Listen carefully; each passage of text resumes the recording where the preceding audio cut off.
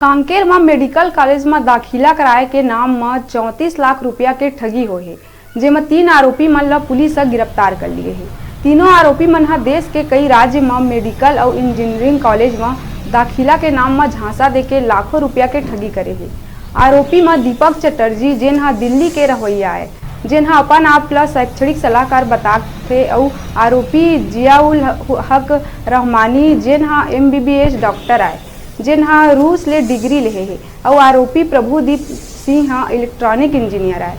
ये जम्मो आरोपी मन हा हाई प्रोफाइल लोगन मन ला मैनेजमेंट कोटा के नाम में मेडिकल और इंजीनियरिंग कॉलेज में दाखिला के नाम में धोखाधड़ी करके लाखों रुपया के ठगी करथे, जेला आरोपी मन हा पुलिस के आगू स्वीकार घलो करे है।